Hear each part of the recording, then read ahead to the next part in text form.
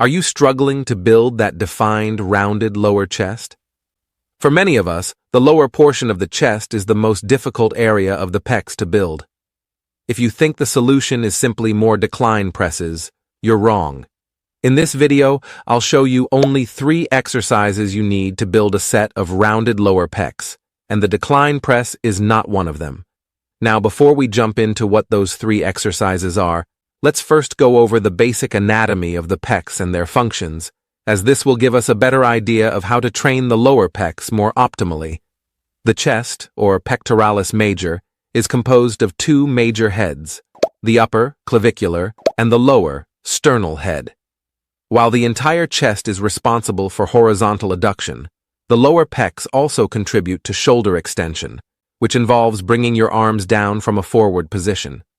Due to neuromechanical matching, muscle fibers positioned to be mechanically advantageous during an exercise will experience more growth. Since the abdominal head fibers run downwards, this means we'll have to press at a more downward angle to emphasize this portion of the chest. So now that we better understand the area of the chest we're looking to target, let's jump into the only 3 exercises you need for rounded lower pecs. Exercise number 1. Flat bench press. Despite the decline bench being the intuitive choice, the flat bench press offers better overall benefits for chest development. Not only does it feel more natural and lends itself better to progressive overload, but the flat bench does a better job of targeting the sternocostal head, which makes up about 2/3 of the chest. In fact, studies show a strong correlation between bench press strength and chest size. In other words, the bigger the bench, the bigger the pecs. A 2020 study compared chest muscle activation across 5 different bench press angles. They found that the mid and lower pecs showed the highest muscle activation at a 0-degree incline. Another study found that a horizontal bench press resulted in complete activation of all regions of the pecs compared to decline and incline bench press angles. Now, the question arises, should we use dumbbells or barbells? The truth is, they each offer distinct benefits. The barbell provides greater stability, allowing you to lift around 17% more weight compared to dumbbells. Dumbbells, on the other hand, offer a greater range of motion and enhanced adduction at the top of the movement since you can bring your hands closer together at the top. In either case, we want to ensure we're setting up with our shoulder blades retracted and packed with a slight arch in our back. Not only will this keep the shoulders safe and stable, but the slight arch positions your torso in a way that gives your lower pecs more leverage, creating a slightly declined angle. As far as grip width, a study compared a narrow, medium, and wide grip. They concluded that if the goal is to lift as much as possible, the medium and wider grip widths would be more beneficial. Exercise number 2, chest dips. Chest dips are one of the most effective bodyweight exercises for developing the lower chest. Chest dips help make your lower chest more rounded by specifically targeting and developing the sternal lower head of the pectoralis major. When you perform chest dips with a forward lean, you shift the load onto the lower chest fibers. These fibers are responsible for the fullness and round shape at the bottom of the pecs. The deeper stretch you get at the bottom of the dip activates these fibers more effectively than other exercises like decline presses.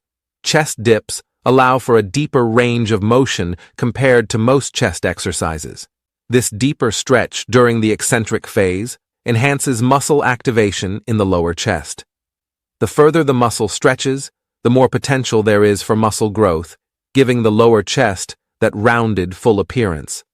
At the top of the dip movement, when you push yourself back up, the chest muscles, especially the lower portion, contract strongly. This consistent stretch and squeeze motion helps to build muscle mass and thickness in the lower chest, contributing to a rounded look. You can add weight to chest dips using a dip belt, increasing the intensity and promoting muscle hypertrophy. This added resistance drives more growth in the lower chest, filling out the area and giving it more definition and roundness. Exercise number 3, high to low cable crossovers.